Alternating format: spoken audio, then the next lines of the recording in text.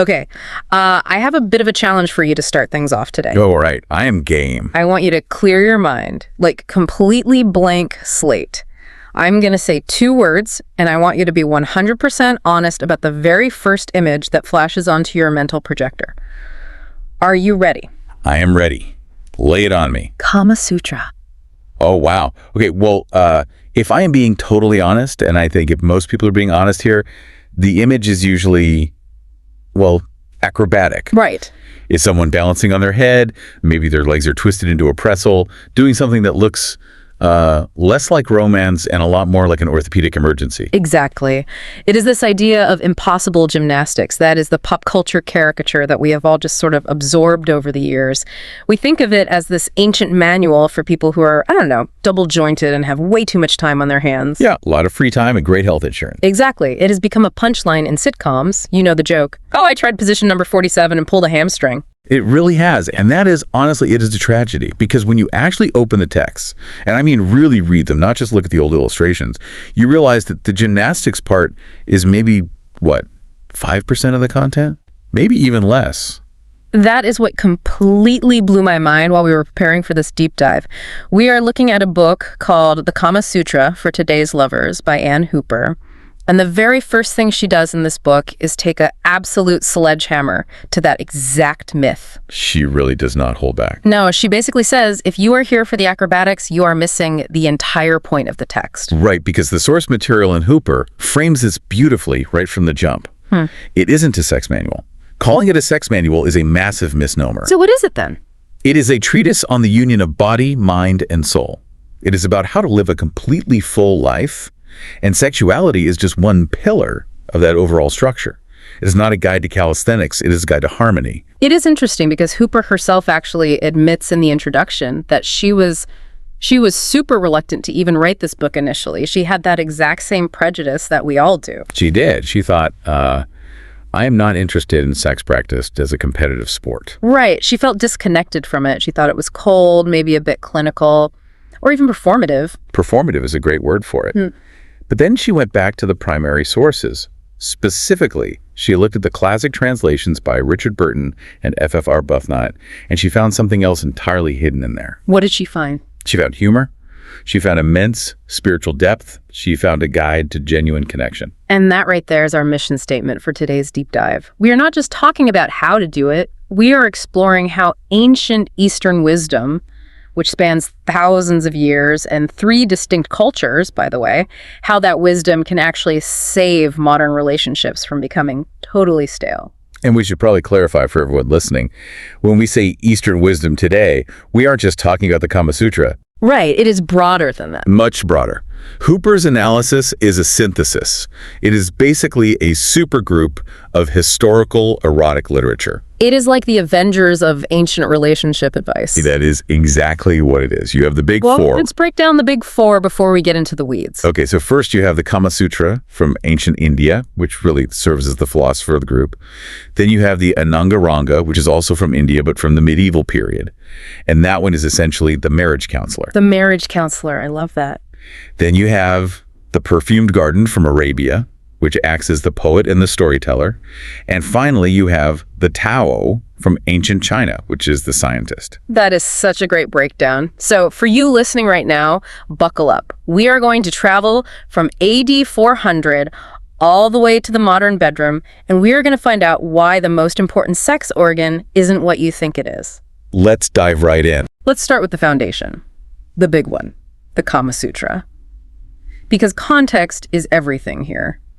Who actually wrote this thing? Was it some, I don't know, horny monk living in a cave somewhere? Far from it. It was actually written between AD 100 and 400 by a man named Vatsyayana.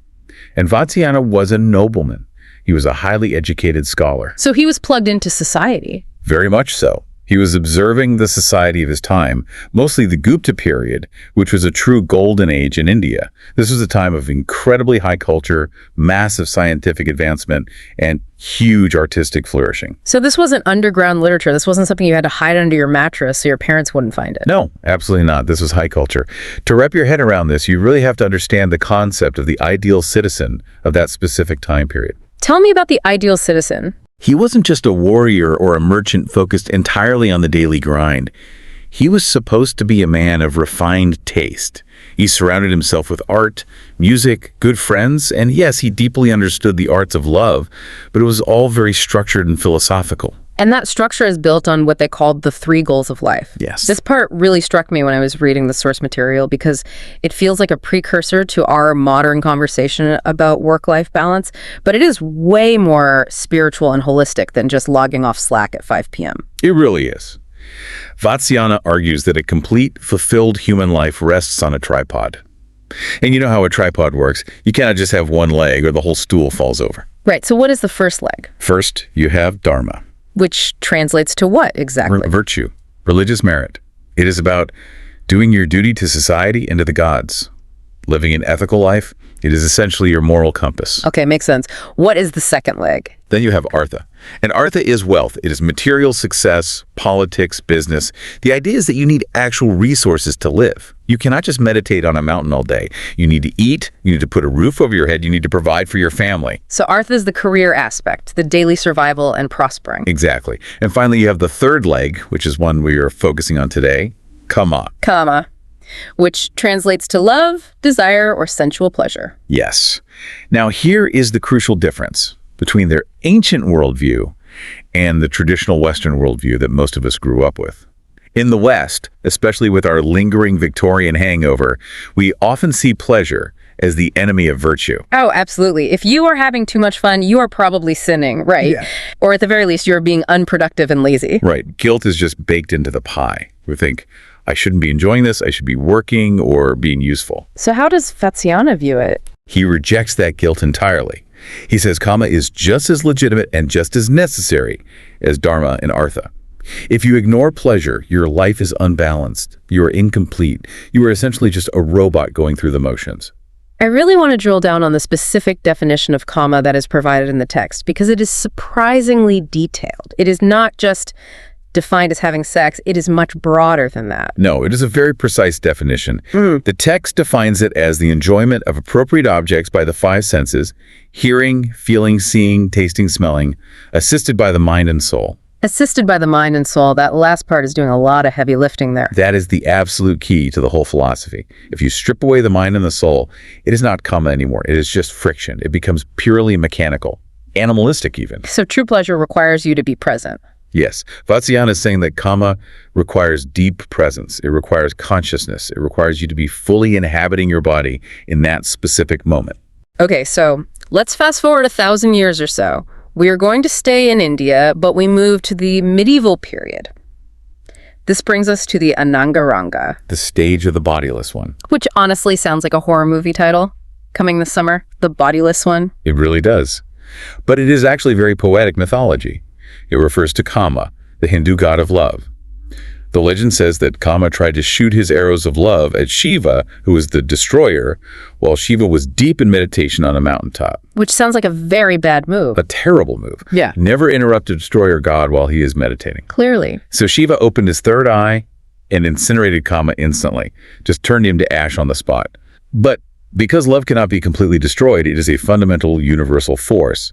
Kama continued to exist as a spirit, a bodiless entity that inhabits our minds and hearts. So the Ananga Ranga is the stage where this bodiless spirit plays that is surprisingly deep and beautiful. It is. Now, the author of this particular text, Kalyanamala, he had a very different motivation than Vatsyayana did.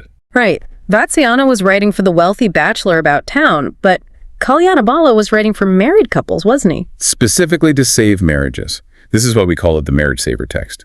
He wrote it in the 15th or 16th century, and his core observation was incredibly pragmatic for the time. He looked around and saw that men were straying. They were leaving their wives for courtesans or having affairs with other women. And his diagnosis of why they were straying is fascinating. He didn't say it was because they suddenly hated their wives or didn't love them anymore? No, not at all. He blamed what he called the monotony of possession. The monotony of possession. That is a phrase that hits really hard even today. It feels very contemporary, like something a modern couples therapist would say. Because human nature hasn't changed. It is the Coolidge effect, centuries before modern biology ever gave it a name. It is the fundamental idea that humans crave variety. And when you possess someone completely, when you know every single thing about them, the mystery fades away. The spark dies. It just becomes a routine. Exactly. So his solution wasn't, well, go have affairs then. Right. It was the exact opposite of that. His solution was to create variety within the marriage itself. He essentially said, if you can change the physical positions, if you change the setting, if you completely alter the dynamic within your own bedroom, you satisfy that hardwired craving for novelty without breaking the sacred bond of the marriage. So it was basically the first ever historical guide to spicing things up. It was a literal toolkit for long-term monogamy. Okay, so moving west. We leave India and land in the Arab world with The Perfumed Garden. And reading this one, it feels, I don't know, heavier, earthier maybe? Earthier is the perfect word for it. This is 16th century Tunis. The author is Sheikh Nifsawi. And the tone is totally different from the Indian text. The Kama Sutra can be a bit dry sometimes, very list heavy, almost like reading a textbook. Yeah, lots of bullet points. Exactly. But The Perfumed Garden is pure storytelling. It is robust. It's full of loud laughter, body anecdotes, and even practical advice on diet and health. It feels very alive and grounded in the dirt and sweat of real life. Well, we really cannot talk about The Perfumed Garden without talking about the man who brought it to the English-speaking world, Sir Richard Burton. And just to be clear, I do not mean the actor who married Elizabeth Taylor twice. No, definitely not the actor. We're talking about the Victorian explorer. A completely fascinating guy in his own right. Absolutely. This was a man who spoke 29 different languages and famously sneaked into Mecca in disguise. He was completely obsessed with these Eastern texts because they represented everything that Victorian England wasn't. Which was open, honest, and unashamed about the human body. Precisely. Victorian London was so repressed, and Burton wanted to shock their delicate sensibilities by translating these unapologetic works. And there is this famous, incredibly tragic story about his translation of The Perfumed Garden, right? It is honestly one of the great literary tragedies of history. Burton had spent years working on a new, definitive translation of the text, and he had included a final chapter on pederasty and homosexuality topics that were strictly taboo in London at the time, essentially criminal to even write about. And he died right after finishing it. He died just as the manuscript was completed. Now, his wife, Isabel, was a very devout Catholic. Oh, no. I see where this is going. She was absolutely terrified for her husband's immortal soul. She found the manuscript on his desk, read through it, and was completely horrified by the content. She genuinely thought it was the work of the devil. So what did she do? She burned it. She threw the entire life's work into the fire. That is just heartbreaking. So we lost the definitive version forever. We did. What we have now is a reconstruction based on earlier notes and other editions. But that fiery end adds this layer of forbidden knowledge to the text. It reminds you, as a modern listener, that for a very long time, this kind of wisdom was considered dangerous. It was something you had to hide from polite society. Wow. Okay, finally, we have the fourth pillar of our deep dive. Ancient China. The Tao. The science of life. Now, this is the oldest of the bunch in terms of its core philosophy, and the end goal here is completely different from the other three. How so? Well, it is not just about pursuing pleasure, like the Kama Sutra, and it is not just about saving your marriage, like the Ananga Ranga. The ultimate goal of Taoist sexual practice is immortality, or at the very least, extreme longevity. This brings us to the whole yin and yang concept. Right, but in the West, we so often think of yin and yang as just a cool black and white symbol you get printed on a t-shirt. In Taoism, they are literal, measurable energy charges within the body. Break that down for me. Yang is the male, active, positive electrical charge. Yin is the female, passive, negative electrical charge. So in this framework, sex is basically a battery charger. That is precisely how they viewed it. All right. The Taoist view is that if you have sex incorrectly, meaning if a man just spills his seed and collapses in exhaustion, you are literally depleting your finite life force. You are shortening your lifespan. But if you do it correctly... If you do it correctly, controlling the release, continuously exchanging that energy back and forth with your partner, you are feeding your vitality. You are literally healing yourself from the inside out. So the stakes are quite a bit higher in China. It is not just, hey, did you have a good time tonight? It is, did you just shorten your life by a week, or did you extend it by a month? Exactly. It frames intimacy as a critical health practice, no different than doing yoga or eating a balanced diet. Okay, so we have established our 4 historical pillars. Now I want to get into the practical applications. Section 2 of the book, preparation. Hooper makes a very bold claim right at the beginning of the how-to section. She says the most potent sexual organ isn't located between your legs. It is between your ears. Right. And it sounds like a bit of a cliche, honestly. But in the context of these ancient texts, it is treated as a hard physiological fact. The Kama Sutra is completely obsessed with this idea. Vatsyayana insists that without the free play of the imagination, sex is just friction. The brain is the software that drives all the bodily hardware. This explains why he spends so much time talking about interior design. I was actually laughing out loud at this part while reading the source material because it felt like an episode of Queer Eye, Ancient India edition. He is giving decorating tips. But when you think about it, he is completely right. If your bedroom is a cluttered mess, with laundry everywhere and harsh lighting, your mind is going to be a mess too. He is setting the stage for the mind to finally relax. Exactly. He describes the ideal room in detail. It must be balmy. So not too hot, not too cold. It needs soft, gentle lighting. Flowers are listed as absolutely essential, and not just because they look pretty, but for the scent. The room needs to be a dedicated sanctuary, completely separated from the chaotic energy of the rest of the house. And the bed. He gives specific instructions about the mattress. He says it should be low in the middle part. Yes. Imagine it like a nest. He doesn't want you on a stiff, perfectly flat, modern mattress where you end up rolling away from each other in the night. He wants something that naturally, physically pulls the two bodies together toward the center. It is a very subtle design choice, but it dictates physical proximity. Gravity is literally doing the work of intimacy for you. That is brilliant. Let's talk about the five senses approach, because I feel like we, as modern people with our phones and laptops, are totally over-indexed on sight. Everything is visual. We want everything to look good. We watch porn. We look at highly edited photos on Instagram. We are a very visually dominant culture now. But the Kama Sutra steps in and says, hey, do not forget the nose. Smell is incredibly primal. Yeah. Biologically speaking, scent bypasses the prefrontal cortex, which is the logical, stressed out, worrying part of your brain, and it goes straight into the limbic system, which controls raw emotion and memory. So scent hacks the brain. It does. Vatsyayana recommends buying incense, sure, but he also talks about heated essential oils and perfumed bath oils. The text mentions creating specific mixtures to build an atmosphere that triggers arousal before you have even touched your partner. It is about creating a Pavlovian response to the physical space. Exactly. You smell the jasmine, and your body instantly knows it is time to shift gears. Then there is sound. The advice here is what I call the Goldilocks rule. Right. Not too raucous. You definitely do not want death metal or loud, aggressive drums playing. It is too distracting and elevates the heart rate in the wrong way. But also not too soporific. Right, you do not want whale sounds or deep meditation drones that are just going to put you straight to sleep. The music needs to be alerting, but deeply relaxing at the same time. It serves to create an acoustic bubble where the loud, stressful outside world just falls away. Now, taste was the sense that actually surprised me the most, because when I think of a classic romantic night out, I think of a huge, expensive dinner, maybe a heavy bottle of red wine, and a rich dessert. And the ancient texts unanimously say, do not do that. Really? Why? It is simple biology, really. Heavy digestion takes a massive amount of energy and blood flow. If you just ate a 20-ounce steak, your body is entirely focused on breaking down that meat. It is not focusing on sexual arousal. Your blood is in your stomach, not anywhere else. Exactly. Yeah. Plus, let's talk about alcohol. It is a central nervous system depressant. It might lower your social inhibitions initially, which feels helpful, but it physically dulls your physical sensations. The rule in the book is a satisfied but not over full stomach. Yes. You want to be alert.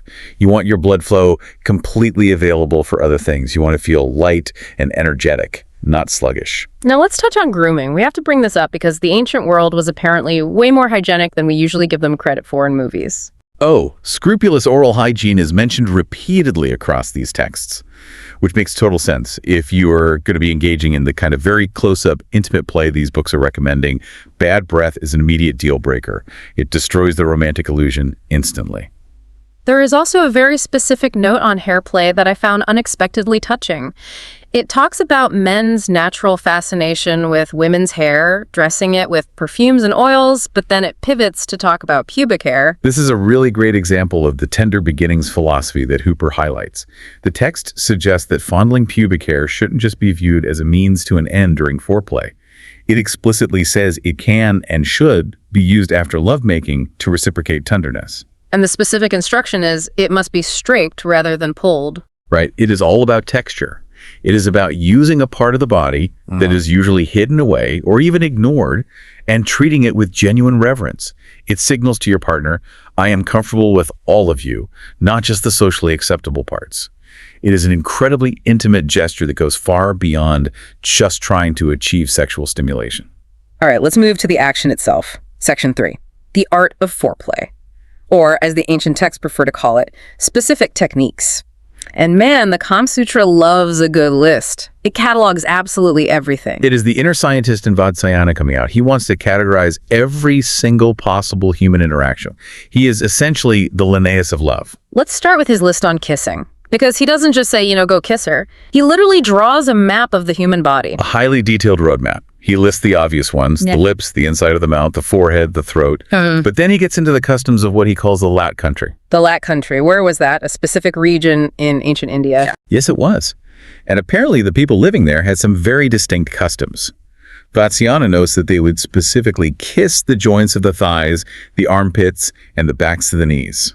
I feel like armpit kissing might be a pretty hard sell for some of our listeners today. Yeah, maybe a tough pill to swallow for some. But the underlying philosophical point he is making is profound. Erogenous zones are largely cultural. We actually learn what is supposed to be sexy. Oh, that is fascinating. In the modern West, we might focus heavily on the breasts or the neck. In the Lat country, they focused on the crook of the arm or the armpit. It teaches us that we need to explore the entire map of our partner's body, not just keep revisiting the main tourist attractions. The names of the specific kisses are fantastic too. We have the nominal kiss. That is the very polite one. It is just touching the mouth gently. It is essentially a physical greeting. It just says, I am here and I see you. Then things escalate to the throbbing kiss. This one is very specific mechanically.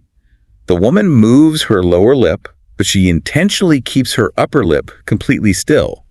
It creates a very unique, unexpected tactile sensation for the partner. It is teasing, it is active, it requires focus. And then there is my personal favorite title in the whole book, The Fighting of the Tongue. Which is exactly what it sounds like. It is French kissing, basically. It is, but the framing of it is so much more dynamic than how we think of it. It is framed as a duel. It is a playful combat where you actively touch the teeth, the palate, and the tongue of the other person. It turns the kiss into a main event rather than just a quick prelude to something else. It is a full conversation without any words. Now, we have to talk about biting, because the Kama Sutra has a lot to say about biting, and I have to be totally honest with you, reading this section, I was just thinking, ouch. It is very intense, and we definitely have to preface this part with a huge, flashing, modern disclaimer. Consent is absolutely mandatory. Vajrayana was writing in a historical time where biting was viewed as a literal sign of possession. A love bite was a way of marking your territory so others would know. Like a modern hickey, but way more structural and intense. Much more structural. He vividly describes the point, which involves biting a very small portion of skin with just 2 teeth to leave a specific mark. And the line of jewels, which uses all the teeth to leave a semicircle of distinct marks. And the broken cloud. Right, which creates unequal risings in a circle, specifically impressed upon the breasts. It honestly sounds painful. It certainly can be. But you have to remember that in the extreme heat of passion, pain, and pleasure often overlap significantly in the brain. That is just how endorphins work. But the main takeaway for the modern lover isn't necessarily that you need to go bite your partner until they bruise. That is a relief. The real lesson is to understand the visual nature of sex. These marks were intended to be souvenirs. They were physical reminders the next day of exactly what happened the night before. Ah, so it is like a temporary tattoo of affection. Exactly. It is about carrying the physical memory of your partner on your skin into your daily life.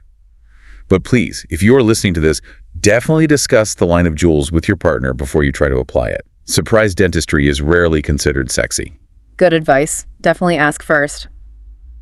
Moving on from teeth to hands, let's look at touching and massage. The text has this incredibly beautiful phrase, women, being of a tender nature, want tender beginnings. That sentence right there is the ultimate antidote to the modern quickie. These ancient texts, especially the Tao and the Kama Sutra, are absolutely adamant that you cannot rush the warm-up phase. You have to simmer the water slowly before you can expect it to boil. It talks specifically about downward and upward leg strokes and taking the time to massage the feet. Massaging the soles of the feet and the individual toes. Why do they focus there? because it mechanically pulls energy and blood flow down from the head. Think about it. If you are stressed about work or bills, your energy is entirely trapped in your brain.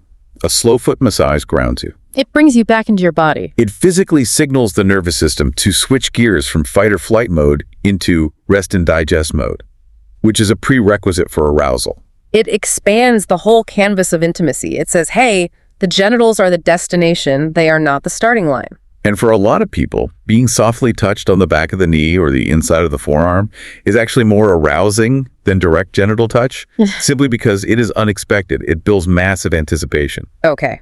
We have groomed ourselves, we have set the perfect lighting, we have kissed the armpits, we have massaged the toes. Now we finally arrive at section 4, the positions. The main event that everyone always associates with these books. Right. But we are going to do this a bit differently today. We are going to look at how each specific book approaches positions because they all have a very different, let's say, flavor. Let's start with the Kama Sutra. The Kama Sutra's flavor is heavily focused on intimacy and mechanics. There is one position it details called the wife of Indra, and the text lists it specifically for what it calls highest congress. This one is absolutely fascinating from a modern fitness or anatomical perspective.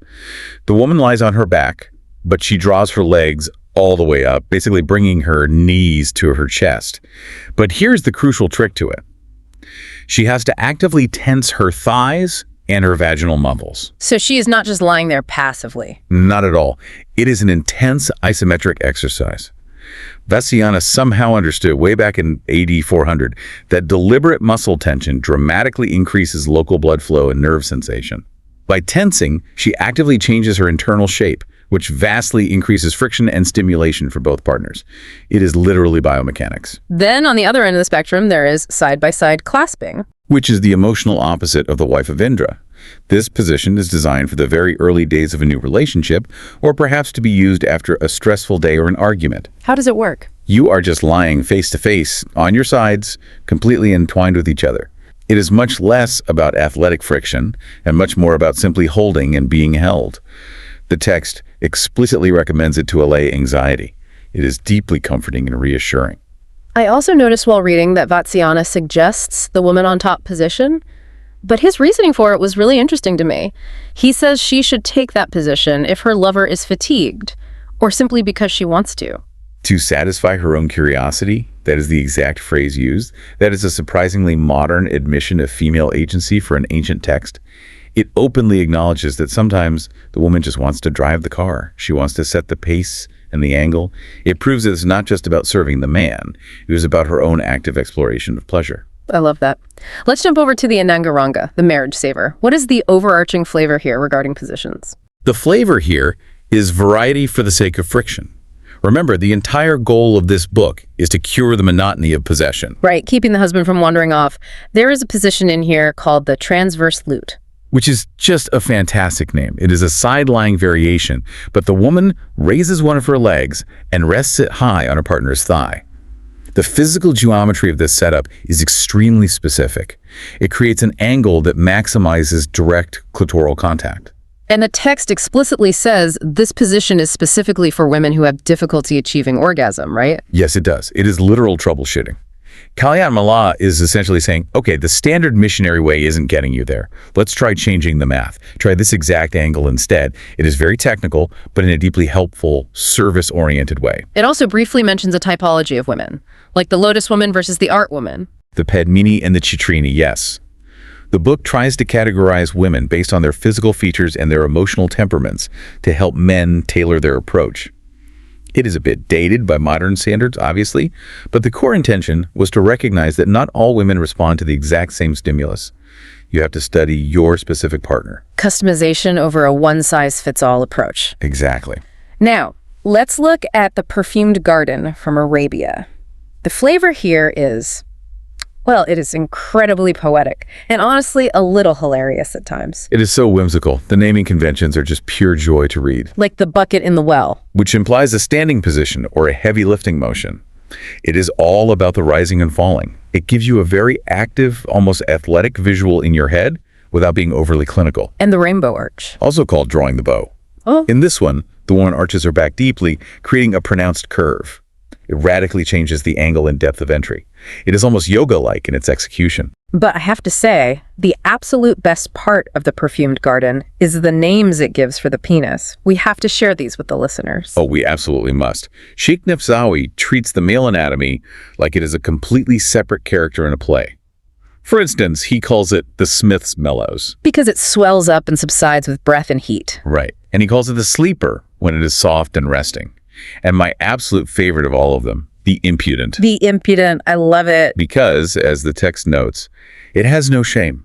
It just lifts the master's clothing without bothering to ask for permission first. It is such a wonderfully playful way to look at bodily arousal. It really is. It totally removes the heavy seriousness and the shame that we usually attach to biology.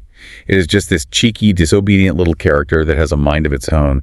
It allows couples to laugh in the bedroom, which is so important. Finally, we get to the Tao from China. The flavor here is all about energy. Right. The goal isn't just friction, and it isn't just mechanics. It is about completing the electrical circuit. The names of the positions here are very nature-focused. For example, silkworm spinning a cocoon. Which perfectly implies a tight wrapping motion, a very slow, continuous circular grinding.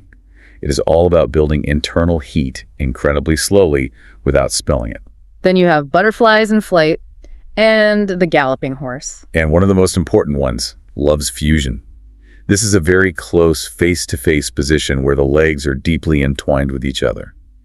But the text heavily emphasizes that you must be able to clearly see your partner's face the entire time. Why is sight so specifically important in the Taoist tradition? Because the eyes are considered the direct window to the Shen. The Shen. The spirit. In Taoist sexual alchemy, you aren't just exchanging bodily fluids, you are literally exchanging light and soul energy. If you close your eyes and secretly fantasize about someone else, or if you mentally check out to think about your grocery list, you completely break the energetic circuit. You have to be fully there. You have to bear witness to the other person. That is beautiful. So we have covered a massive amount of history here, but we are reading a book called the Kama Sutra for Today's Lovers. And the reality is, today comes with some heavy baggage that Vatsyayana, back in AD 400, simply did not have to deal with. It does. Specifically, Hooper's book deals extensively with the very modern reality of HIV and AIDS. It does, and we really have to remember the specific cultural context of when Ann Hooper was writing this synthesis. It was published in the 90s. The shadow of the AIDS crisis was looming huge over everyone's sex lives. But she actually includes a truly fascinating historical note in the book about why modern medicine was so terribly behind on sexual health research when the virus hit. It goes back to the Nazis. It goes directly back to the Nazis. A lot of people don't know this, but in the early 20th century, Berlin was actually the undisputed center of the world for sexual research. There was this place called the Institute for Sexual Science, run by an incredible man named Magnus Hirschfeld. And they were studying everything, right? Right. Everything. Sexuality, gender, transmitted diseases. They had the most comprehensive library on human sexuality in the world. Then the Nazis came to power in the 30s. They raided the institute. They dragged the massive library out into the street, and they burned the books. So we literally lost decades of invaluable, irreplaceable knowledge. We did. We were set back half a century.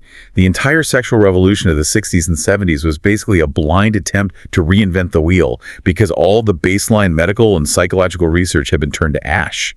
So when HIV suddenly hit in the 80s, science was completely scrambling. We had no foundation. Which brings Hooper to address what she calls the condom problem. The universal complaint you always hear, it ruins the mood. I have to completely stop what I'm doing and fumble in the dark with this plastic wrapper. And her solution to this problem, drawing directly on that ancient tender beginnings philosophy we talked about, is absolutely brilliant. She says, stop treating the condom as an annoying interruption. Treat it as a prop. Incorporate it into the act. Exactly. If you physically turn away from your partner, switch on a harsh bedside light, curse at the plastic packet because it won't tear, and then turn back. Yes, the mood is completely dead. The comma is gone. But if you intentionally make the application of the condom a seamless part of the touching and caressing. Like part of the massage we talked about earlier. Yes. If it becomes part of the hair play, part of the kissing, it actually becomes highly erotic. It transforms from a clinical barrier into a mutual ritual of care and protection. It is a massive mindset shift. She's basically arguing that safety isn't a barrier to pleasure. Safety is actually a prerequisite for true relaxation. Precisely.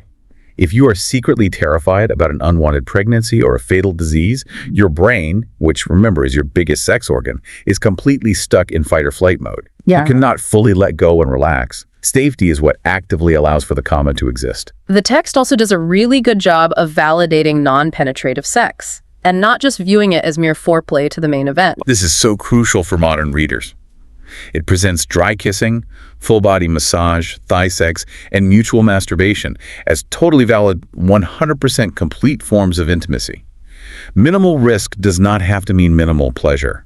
In fact, if you look at the texts historically, the original Kama Sutra spent way more pages detailing the non-penetrative acts than it did on the penetrative stuff. We just collectively forgot about that part because the acrobatic drawings got more attention. Exactly. We focused on the extreme and forgot the foundation. So we have taken quite a journey today. From the refined noble courts of ancient India to the medical poetry of 16th century Arabia, over to the energy laboratories of ancient China, and finally ending up in the modern, safe sex conscious bedroom. It is a truly massive span of the human experience. If we have to distill all of this down, if we have to take these four massive, historically dense texts and synthesize them into one core takeaway for the person listening to us right now, what is it? I think the ultimate synthesis is this.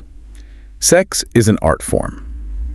But I do not mean art like a static painting you just stare at in a museum.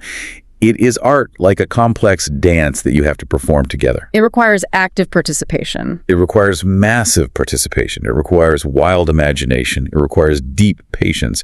And most importantly, it requires the conscious connection of the mind and the body. Despite all their vast cultural differences and their different historical origins, all four of these ancient texts agree on one fundamental thing. If you fully engage the brain and the soul, the body will naturally follow. But if you only engage the physical body, you will eventually get bored. Hence the dreaded monotony of possession. Exactly. To permanently beat the monotony, you absolutely need the mind. You have to keep the mystery alive through constant creativity. And what is the so what for the listener today? How do they apply this tonight? The so what is to stop worrying about the physical gymnastics. You really do not need to execute the wife of Indra perfectly. You do not need to try to stand on your head while balancing on a pillow. Shave your hamstrings. Right, preserve your joints. The real lesson of the Kama Sutra is found in the tender beginnings. It is in the atmosphere you create. It is lighting the incense, picking the music that isn't too raucous, and playfully engaging in the fighting of the tongue. It is all the stuff that happens around the act that actually makes the act worthwhile. Precisely. It is the union of souls. If you focus primarily on that deep internal connection, the physical positions are really just logistics. You just find what geometry naturally works for your two specific bodies. I want to leave the listener with a final thought from the Tao that I personally found incredibly liberating when I read it. It is about individuality. Yes, I know the line you mean. The text says, everybody should act according to his own inclination. Everybody should act according to his own inclination, meaning there is no objective normal. There is no universally right way to do this. There's only the way that harmonizes your specific yin and your specific yang. That is the ultimate wisdom of the ancients right there. Trust your own pleasure. And building on that, I think there is a modern twist to this that makes it even more powerful today. In an age where we are constantly distracted by screens, where our attention is commodified by algorithms, taking the time to truly be present with another human being, using all five senses, eye contact, breath of bed, that might actually be the ultimate form of modern rebellion. I love that. Applying ancient mindfulness to counter the digital noise. It is profound self-care. It really is. Thank you so much for guiding us through this material today. It was way more educational and, frankly, far more respectful than I ever expected from a topic that usually just gets giggled at. It was an absolute pleasure. These texts really do deserve to be taken seriously. And you, listening right now tonight, maybe consider skipping the Netflix binge. Go light a candle, put on some music that isn't too raucous, and maybe, just maybe, remember to discuss the line of jewels with your partner before you try it. We will see you on the next Deep Dive.